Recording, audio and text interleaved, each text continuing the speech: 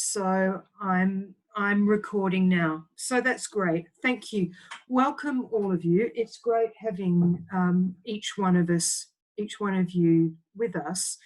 Last week we had the team from the Tragedies and Congregations project with us, and as I was saying a moment ago, we talked largely about some of the practicalities of putting the project together.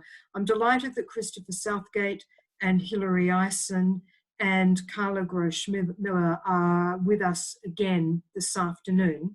Welcome, you three in particular.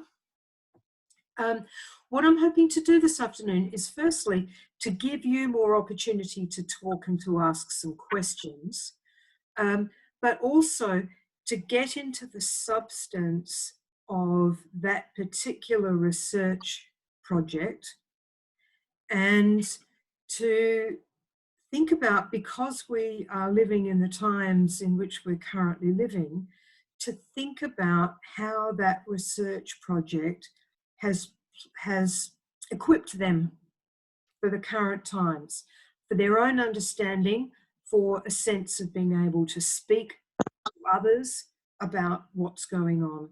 So that's my plan for this afternoon. I'm not going to interview them for too long because we only have an hour, and I want you to have an opportunity to be able to speak as well and to be involved. Carla, I see Christopher's just got up for a moment.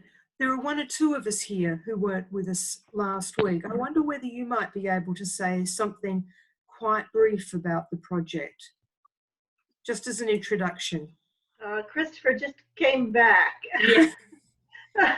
Does that mean you would like to pass the ball? No, oh no, that's all right. Sorry, I missed the question here. Sorry. It's okay. Carla is going to handle it. Splendid. The project came about when Chris initiated contact with Hilary and I to ask questions about and think about what is best practice when there's a tragedy, a sudden shock event for congregations, for church leaders to work with. He'd been really struck, especially by the Nice terrorist attack, and so we did a piece of practical theology research. We interviewed a number of priests and ministers, including URC ministers, about who had led congregations through difficult times: murder, suicide, flood, fire, terrorist attack, to get a sense of what that's like and what works. And we worked with the Institute for Collective Trauma and Growth in the US was an important resource for us, and did more general research about trauma and how it impacts the human body and how it impacts a community. And so that work came to enable us to publish an academic book last November called Tragedies and Christian Congregations, which is a really good book that Meg has copies of for sale if you would like it, and to create curricula for ordinands, moderators, archdeacons, lay people, that will help people learn how to lead a congregation through a tragic time. Sorry, that was a little awkward. No, thank you. That's great. The project has kind of got to the end of its life in some ways now, in the sense that we discovered last week that much of the funding is gone and parts of it are continuing, and part of the question is how to continue a project on once it's reached the end of its initial period of life. But the tragedy is that it's becoming more and more relevant in the world in which we're living. And so I thought that how I'd like to start would be to ask each of the participants of the project what they had learned or discovered in the course of the project research that helped them either to understand or to speak into the current coronavirus situation. Christopher, I wonder, would you like to start us off, please? Sure. I think we'll probably each give different answers, but what I was thinking was that although we began by thinking about very dramatic shock events that involved the whole of communities, things like the Grenfell fire, terrorist attacks and so on, I think we also realized that within congregations, a number of people are probably have experienced some sort of shock that's resonating through their lives, and one of the things we increasingly felt, I think, is that much Christian worship doesn't make enough space for that experience that people are going through. And I think that in a sense, that sense that some people are grappling with something huge in their lives, which the system of church doesn't necessarily hold very well. I think that's now extrapolated to everybody, because it's been so hard for church to continue to be a holding place. And because we're all in different ways experiencing levels of confusion and loss and fear in our lives that were unfamiliar to many of us before. Thank you. Thank you. Hilary, I'm going to go to you next, and I'm wondering the same question to you. I think what's speaking to me the most at the moment out of the research that we did is the fact that we're all going through what it feels like some kind of ongoing trauma that is unfolding as we go through it. It may not be trauma in the sense of, you know, a big terrorist attack or, but it has the characteristics of trauma that is impacting us bodily. You know, I mean, I'm sitting here feeling tired, which isn't, but I'm surprised at how much what we've learnt about the body, and the book that's called The Body Keeps the Score, so how trauma gets registered in our bodies, and just the sheer physicality of what it's like going through this event that we're all experiencing at the moment, whether it's, you would call it trauma or not. It has a lot of the characteristics of that, which is the uncertainty, which renders you powerless. You don't really know which way to go. We're dealing with some pretty big issues in terms of churches. How are they going to survive? What's it mean to be a priest at the moment, or a minister? I'm thinking of the Anglican priest, but a URC minister, where we very much are normally focused on gathering people together in church. What's that doing to us vocationally? And, you know, what? So all this uncertainty is massive, and it's very tiring. And then just dealing with the physicality of lockdown and what that's doing to us, and the fear of getting the virus, or maybe you have had it, or maybe you're worried about parents, or you're trying to hold the feeling of, you know, I've got grown-up children with businesses, you know, and they're struggling to hold life together. And so the whole sense of, you know, what I've learned from the research about how we hold trauma and the impacts of trauma in our bodies, first and foremost, before we transfer it to our minds. You know, we have to start with what our bodies are telling us about what we're experiencing, and not overriding it or trying to push through it and thinking I've got to be as good as the next minister who's streaming X number of really creative services, and why aren't I? Or, you know, just I'm feeling already exhausted by just saying what I've just been saying. So the sheer physicality and embodiedness of this experience that feels overwhelming. So the powerlessness, the uncertainty, is this overwhelming my capacity to cope, or am I coping better some days than others? How am I helping others to cope? Gosh, you know, just start with me and then others. So being able to stay with that and give oneself permission to be in that place, and that actually our ability to navigate that and reflect on what's happening to us and how we're navigating, what keeps us grounded in our just daily routines. If we can keep a prayer routine, that's great, but if not, what else is holding us? So our ability to track for ourselves and be with and be kind to ourselves and stay with it will actually then be the raw material of how we can be alongside others. Do you see what I mean? And so therefore being able to stick with the reality of your own experience. And it's not that what works for you will automatically work for others, but at least being able to be alongside others virtually or actually, and just be able to say, so what's it like for you? What's happening for you? And for that person to be able to name their own truth. And that naming of truth, of what's happening for them, is part of what starts to release it, creates new neural connections in the brain that helps us to process and then begin to integrate what's happening for us. So your own ability to practice that process of what keeps you earthed is what then enables you to be the best you can, the most useful you can be alongside others, whether your own family members. And what is it that helps to calm your nervous system? Because all of our nervous systems at the moment are just triggered. Because your nervous system is always saying, am I safe? Do I belong? Am I safe? If I speak, will anybody listen? And at the moment, there's a lot triggering that nervous system to pump out all the adrenaline and cortisol. And our capacity to calm that nervous system through our breath,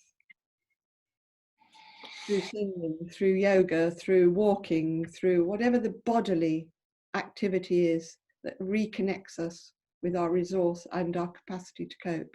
So the more we're alive to that and tracking that in ourselves and what helps and what doesn't help, and the more we can enable others to do that, well, that's what I've learned.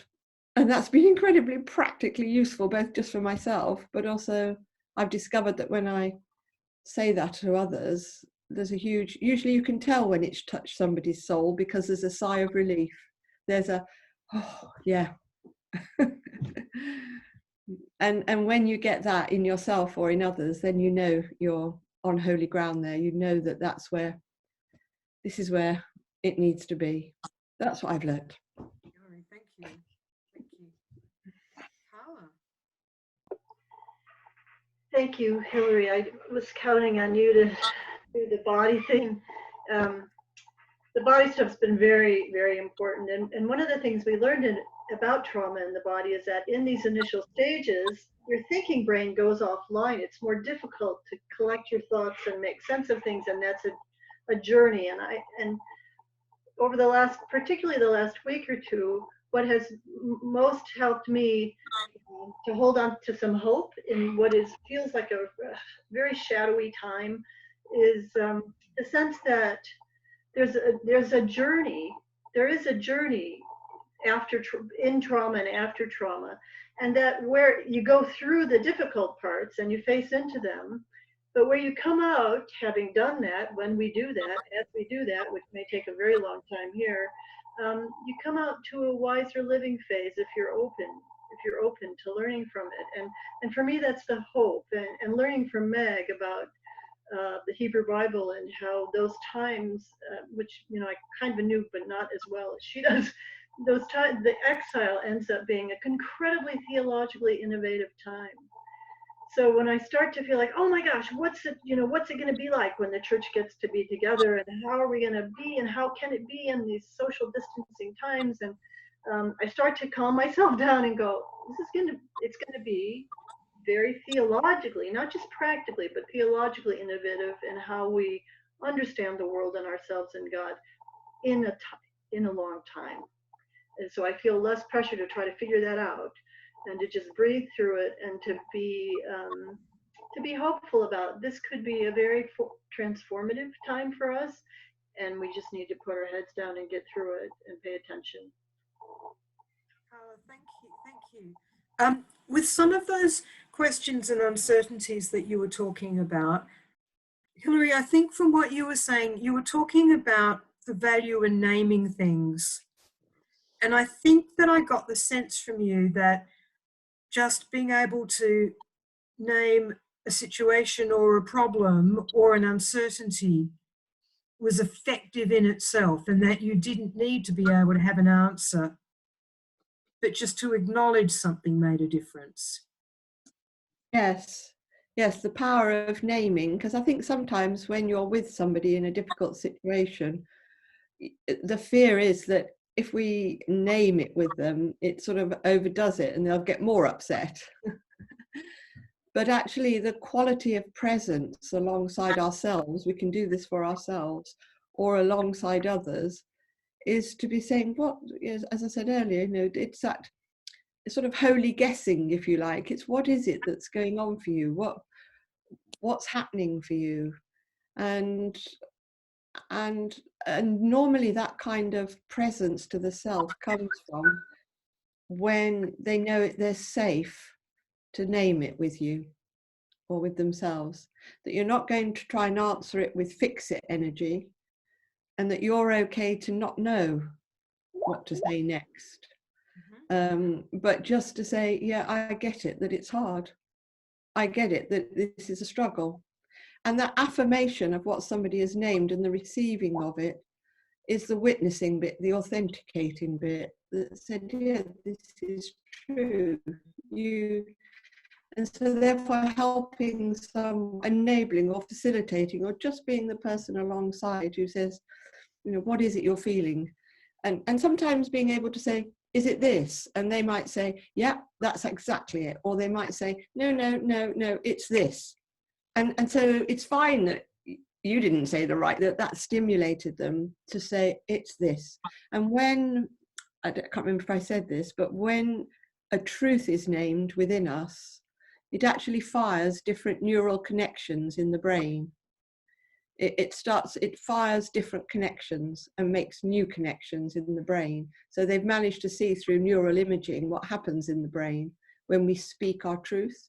However bad it feels, you know, it's like the truth shall set you free. Actually, once we've named it, we can begin to say and work with it and say, well, what is that about then? What is it I need? What do I need to do or attend to? Or, you know, do I need someone alongside me? Do I need to actually go and do something about this? Do I need to just say, yeah, this is where I am at the moment, and that's perfectly all right. I won't stay here forever. I will move through it. And I do have this person, this resource. I have done this kind of thing before. Then people can start to do so what do I do with it afterwards? But simply the naming of it first is a real gift for yourself, as well as for if you're doing it with yourself. Because often we defend against the naming of it because it feels too awful to let it in. It just feels like it will overwhelm us. If I acknowledge I am quite literally shit scared, of what this might mean. But once you've named it, it starts to bring it down to size, and it does something in the brain. It actually shifts things in the brain. Thank you. It strikes me that there's been an awful lot of richness in those three responses, and that various bits of them may have set off questions or thoughts for others. Are there some questions at this stage? Or comments? Jim? And you'll need to demute yourself. Yeah, no.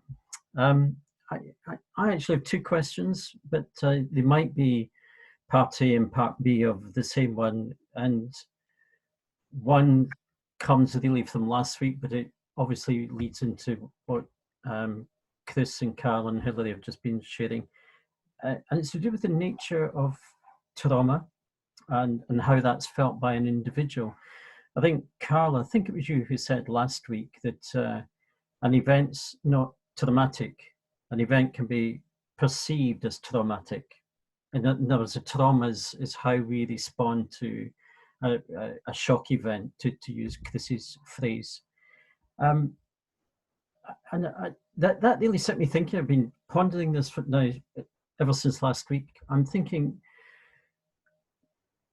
if I look at a shocking event like going to a place like Dachau or Auschwitz or something like that, I haven't personally experienced a shock event, but I can certainly feel something within. So is that trauma a genuine experience, a truthful experience, to pick up in Hilary's word?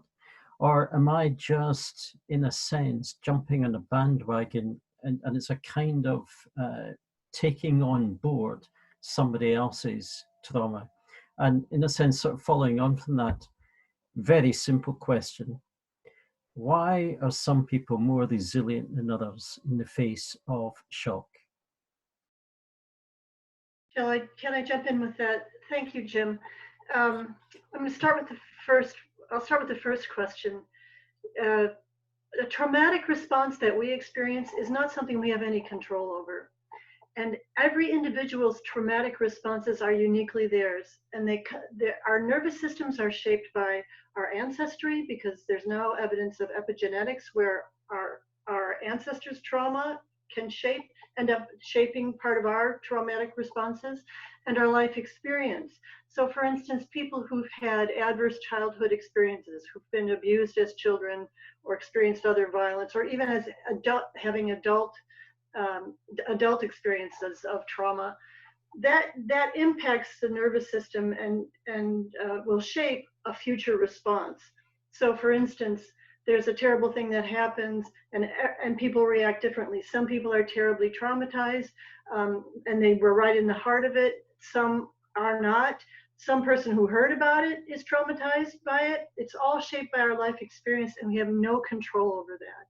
The way our nervous systems respond with the output of stress hormones that Hilary mentioned, adrenaline and cortisol, that is an automatic process that we have no control over and should never feel ashamed about, because we can't control it. So if I go to Dachau and I experience a traumatic response, heart rate, whatever that is, I'm not living off of someone else's experience. That has triggered something in me, perhaps that I don't even understand or know why.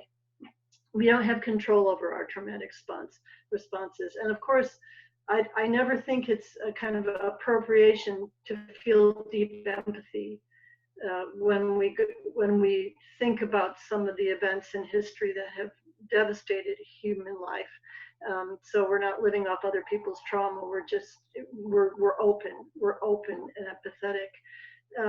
So I think I maybe have answered both questions, that we have very individualistic ways of responding to trauma, and we don't have control over it.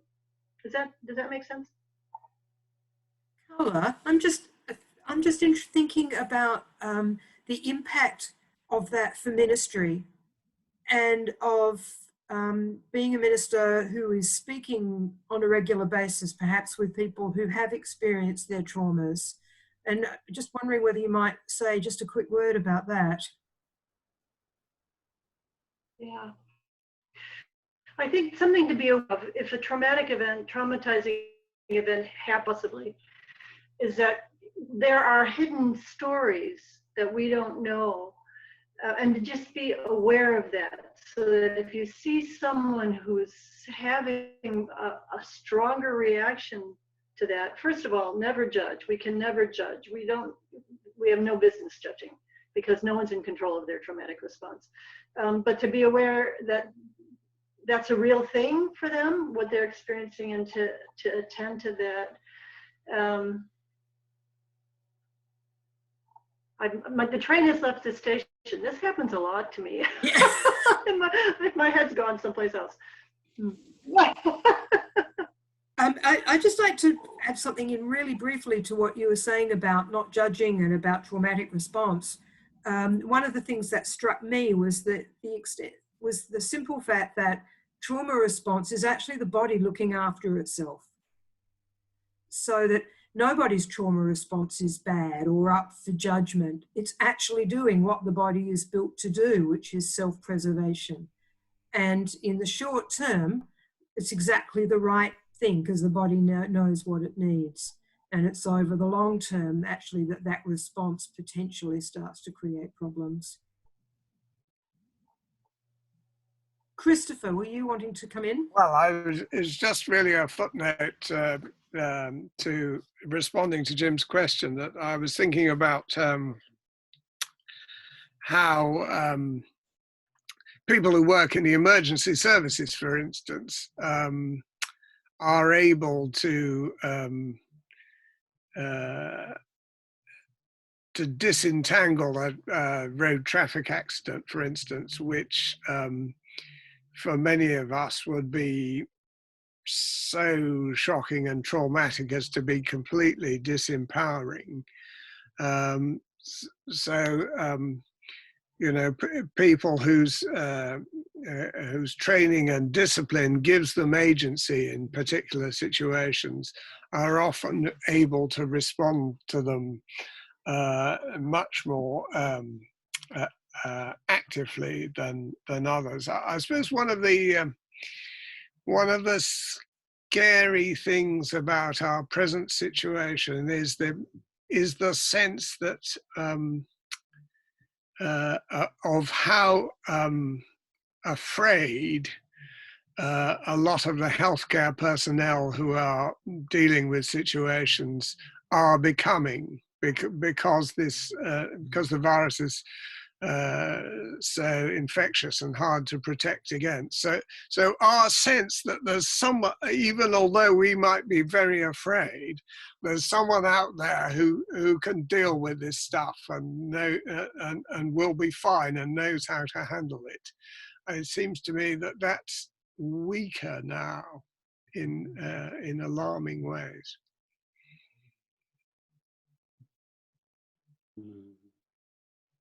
Fran. Yeah, I've been thinking, I don't suppose I'm very different from anybody else. Wouldn't claim to be. Therefore, I'm imagining this is a relatively common response, that when something traumatic happens to me, I have a sense of discontinuity about my life. And I walk down the street and I feel, how weird. Everybody still lives where they lived. Everything's still happening how it did, even though my life has stopped and has been destroyed in this moment and I can't handle it. And that is something that seems so very different with this, because everything isn't just how it was, except for me, or except for, you know, in a bigger tragedy, the people of that area or the people it's really touched. And it's the same for most people across the world, that there's this sense of discontinuity of what happens before, and the fact that everything goes on as normal is a challenge to you when you're traumatized, but it's also a comfort that you might be able to rejoin the world at a later stage. And we've lost that somehow, and I wonder how that will play out. And the only parallel that I can imagine in anything like recent past feels to me like the experience of people during the Second World War, when they had no, you know, their normal life had ended. You know, accounts of people who lived around here who were bombed out, who, you know, and nothing was the same again, and people they knew died, all this sort of stuff, and the world changed completely. And I wonder if there's anything there about, but I don't suppose anybody ever studied that and thought about trauma then. They just all cracked on. and I don't know, I just wonder if there's anything there that feeds into anything you've done or thought. It does, go on, Chris, and then I have a story to tell. Well, it does feel very like a war situation, in the sense that a very alarming number of people are reported to have died every day, and we just accept that as part of the situation. In a way, I suspect that was the way it was in wartime. But what we've lost is that gathering and solidarity and hugging and touching, of which I think there probably was a great deal of that as people were stuck together in shelters and evacuated places and so on. So that huge resource of basic physical comfort has been lost for very many people.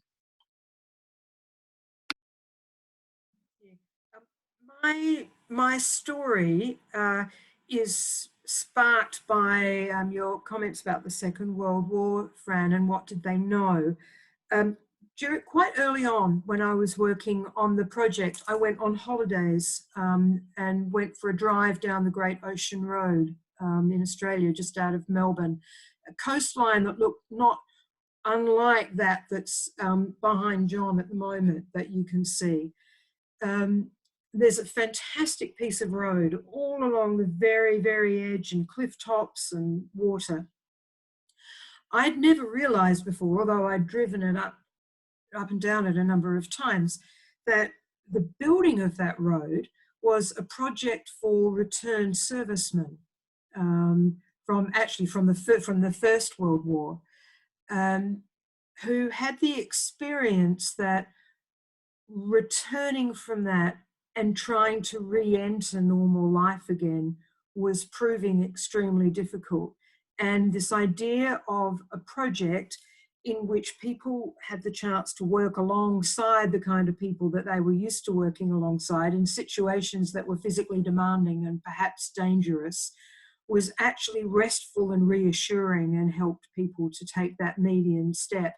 And this was not the only project. There are road projects and all sorts of projects in the United States and various places where, even without a knowledge of the background of trauma, somehow there was an understanding that the rejoining of the ordinary could be particularly difficult. And I just wonder what that's going to be like when actually everyone's been out of the ordinary, and then suddenly they're told, oh, it's okay, things are back now, and what that process will be like. Bachelard. I do have perhaps two questions in the light of what I'm dealing with in my congregations at the moment. I was ever so pleased to hear how important it is to name our emotions, whatever they are. And I'm dealing with people who have to be buried now. We have families who can't have a proper funerals. In that way, they are not being allowed, for good reasons, to mourn, to say goodbye the way they wish. So in a way, there is a bit of holding their emotions in at this stage. And I just wonder the impact of that, holding those feelings in for a few weeks or a few months. And alongside that, I also deal with people who have positive experiences during this traumatic time, but they aren't always free to articulate them because they belong to a group that is grieving in general. So what are the consequences of not being able to actually release or articulate how we feel? And my second question is that we've got congregations with different age profile. And I just wondered whether there is something about the impact of the age profile on the grieving dynamic. Thank you.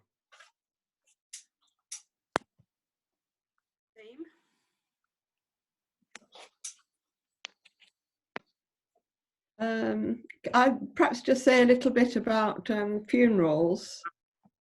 Would that be useful? Just the first part of your questions, Bachelard. I think this is a big one because you know, sometimes people haven't been able to be with their loved ones when they've died, if they've died in hospital, and some will have died of COVID-19, others will have died from other causes, but still can't have the funeral they would normally have had. And I think the potential for complicated grieving is huge, for extra complications to what is normally a difficult process when we can't have our usual rituals and the usual touch and hug at a creme. I mean, are people able to attend a creme at all, or a small group where you are? Just a small group. And it is even difficult to choose which one of the family can actually come. So that can actually create further complications into families. Yes, please go on. Yeah. Sorry, my phone started ringing. I guess you can all hear that now. I think it's the naming thing again. I'm sorry if it sounds like I'm going on about the same thing, but I've written a few sentences for people, because what people need to be able to do when they're grieving is to be able to, in a way, lay things down at the time and acknowledge the truth of what is. That's an important phrase, helping people acknowledge the truth of what is. And that's another way of saying naming. So therefore, if you're able to, I don't know whether you can, you can't visit these families. Oh dear, everything's going off. Hang on. Just turn that one off at least. So being able to enable a family to say something like, in fact, I've got it here, where is it? I can send this round if people want it, but I mean, either people can do this as part of preparation for a funeral, or you can do it as part of your pastoral work with people, or people can take these sentences to a funeral. They're very, very short. But they need to have thought about them beforehand. And so something like, I'll just pick a name out of the air. Sue, you're my wife, daughter of, and then you'd say the parents' names, mother to. So you're stating the place of that person in the family system. And you died of this virus, or whatever it is. I wasn't, and then obviously you might have some of these sentences, you might not, it just depends, but I wasn't able to be with you when you died, and we can't have the funeral we would have wanted. I love you, I miss you, I mourn you. There are others who wanted to be here to say goodbye and can't be, but are here in heart and spirit. And then you could put down some candles or a bunch of flowers that have the number of flowers, the people who wanted to be there.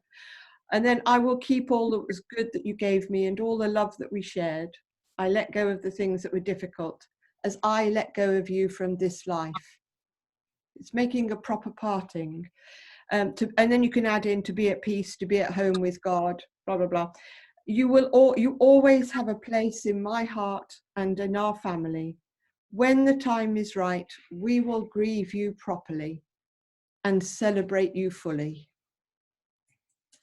So it's sentences that name what is, you know, that just acknowledge the fate of what we're having. I don't mean fatalistic, but the fate of what has happened to us in this time.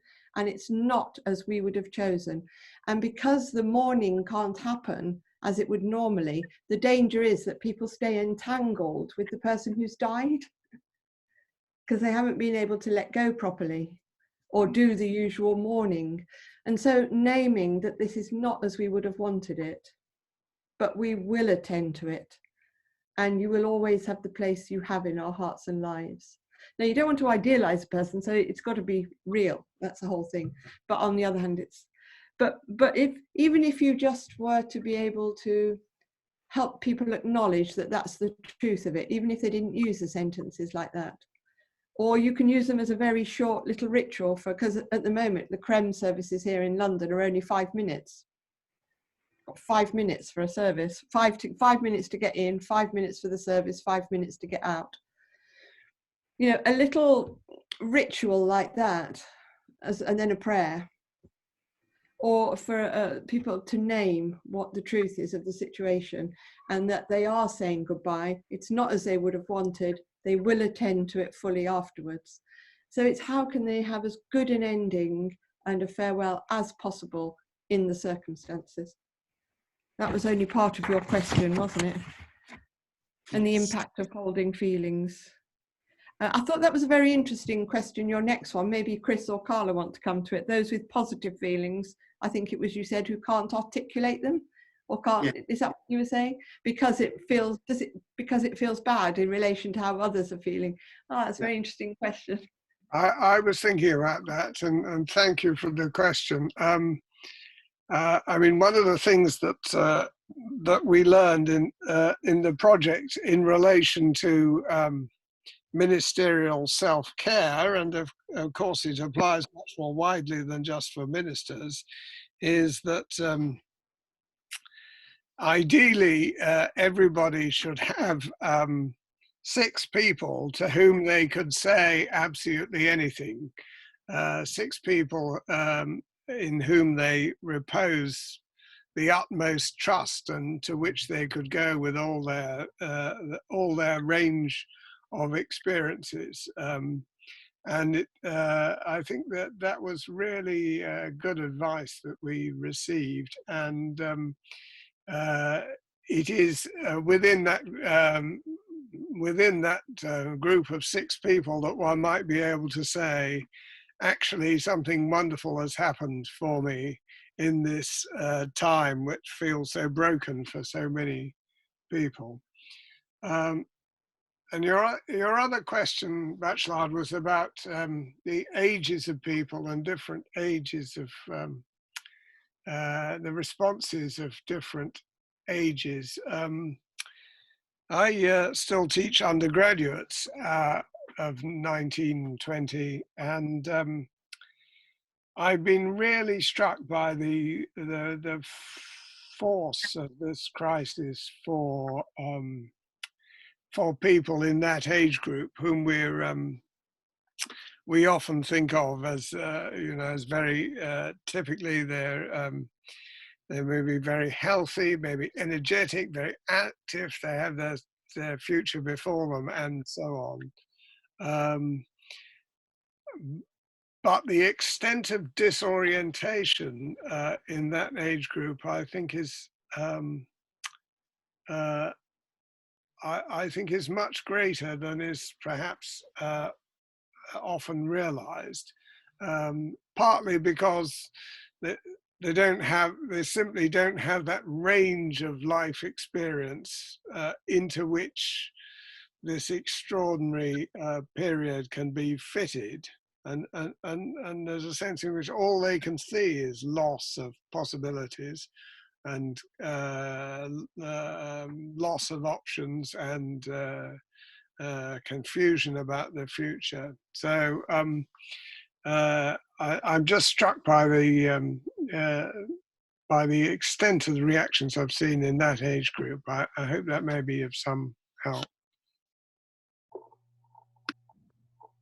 I'm also thinking about children, and what we know about children is they will be more able to thrive if they have predictability and structure and all that. And so now we are expecting parents to create those environments of predictability and structure, and to be calm enough so that they don't alarm their children. So I think you've keyed into an important thing, that at each age there will be specific needs. My congregation is mostly elderly, and I have to say, the older folks take this in their stride. They've been through it. They've been through stuff, and so but every age, because there are different losses involved and different needs, developmental needs, when we're looking at younger people. So to be aware of that and to be trying to strategize around that could be really helpful.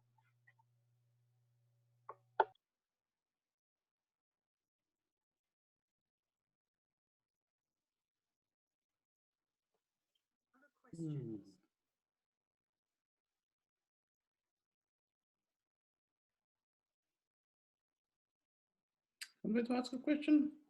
Please do, Malachi. I'm thinking about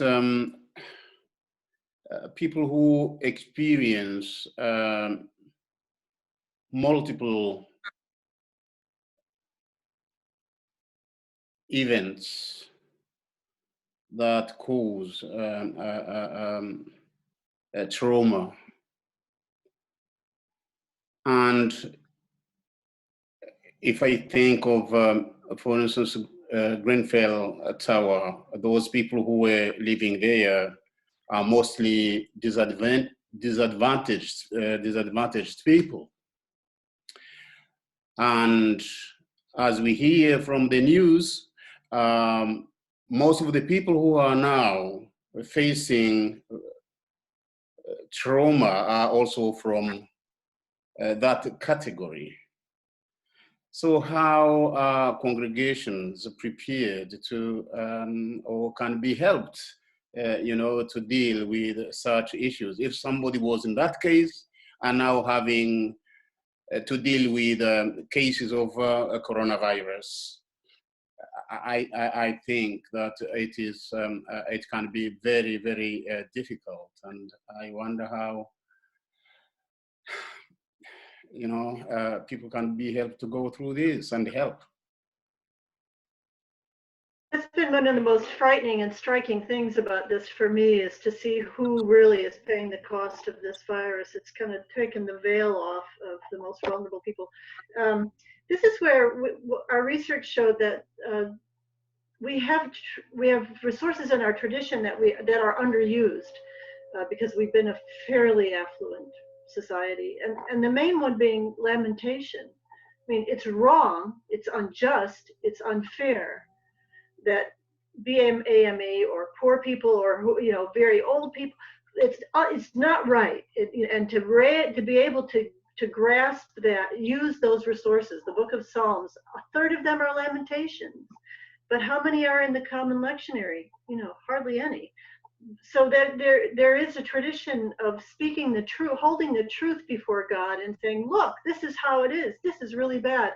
And I think this is connected to the naming thing that Hillary's been so articulate about.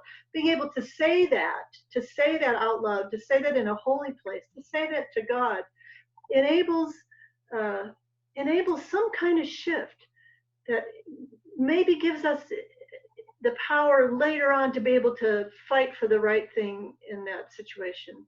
Meg, you're an expert in this. Do you want to take it from here? Well, a bit.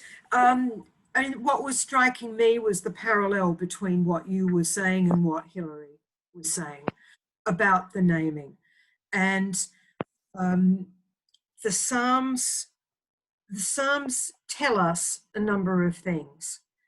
They tell us that it's a faithful response to name stuff to God, to take stuff off, and to be as raw and honest and straightforward about that as we choose, to curse and to rant and rave and all of those things. They give us a language to do it when we can't find our own. And there's also something connected with it, I think, about the importance of having a witness to the expression of that. It's partly resistance, but it's also being heard, and that witness might be God, or it might be other people. But the part of the point of the Psalms tradition is that they are there to be said or sung or to used in company, even if that company is simply you and the Lord. So it's really interesting that every academic text that I've ever read about the lament psalms begins with the idea that somehow we've lost this tradition. We cut them out of lectionaries. We say things that are polite, and here is a resource which says, let your emotions go.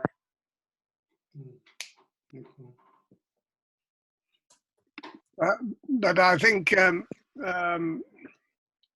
your question also points to very interesting area about repeated trauma, and that's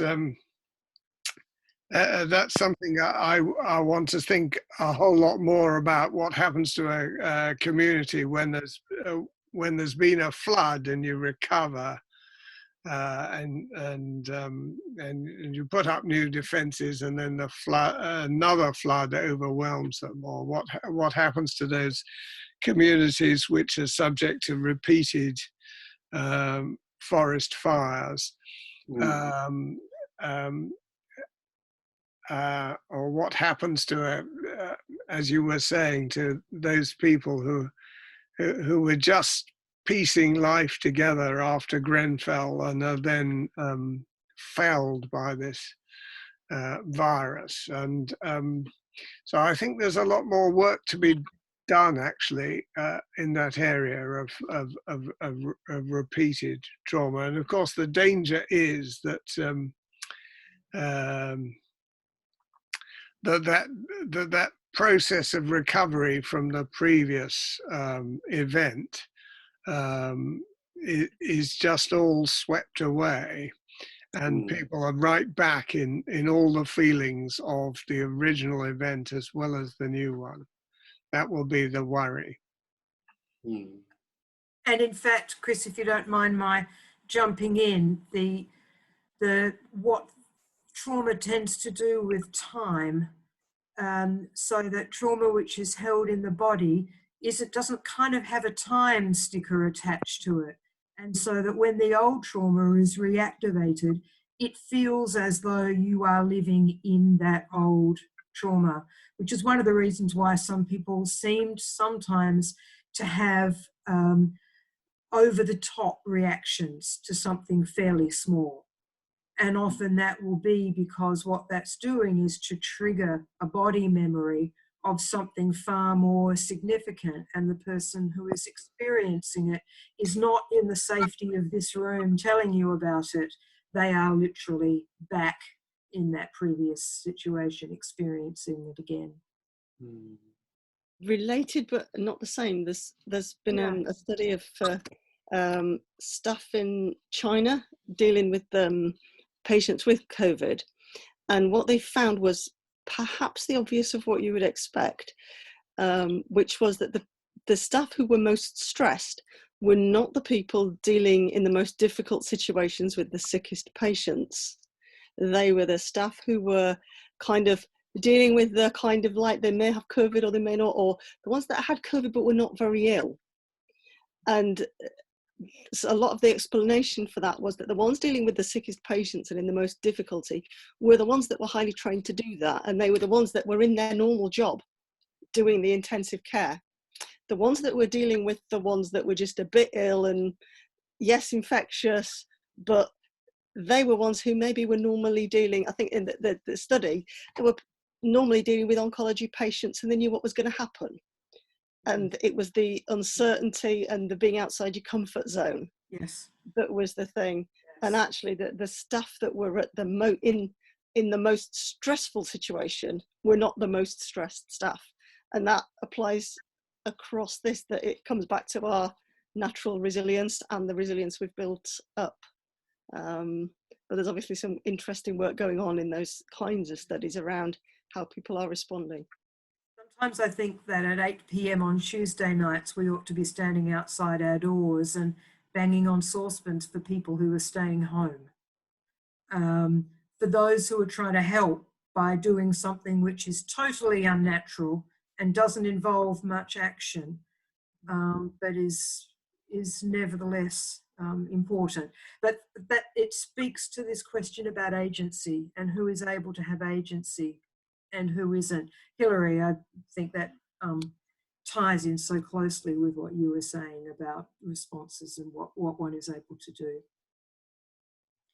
It's about 1 minute to 3, and our allotted time this afternoon was an hour, running till now.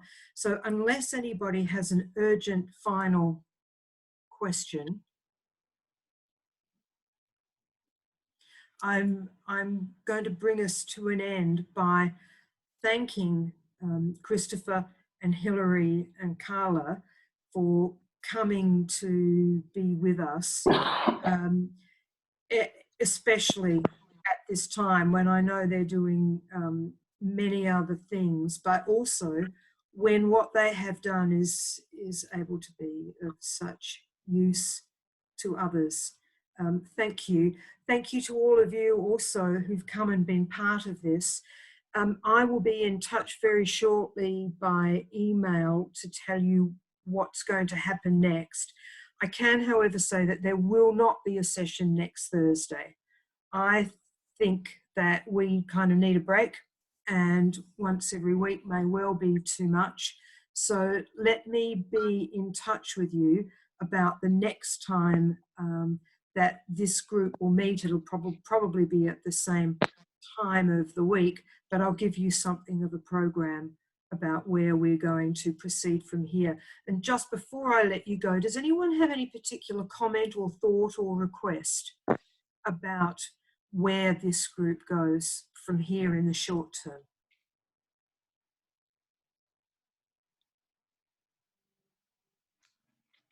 All right, then I will get on with it and make a plan and let you know what it is. Thank you so much for joining us. Very good to be with you. Thank you very much. Thank you. We'll see you next time. Thank you. Bye. Good to see you, Elizabeth. Thank you.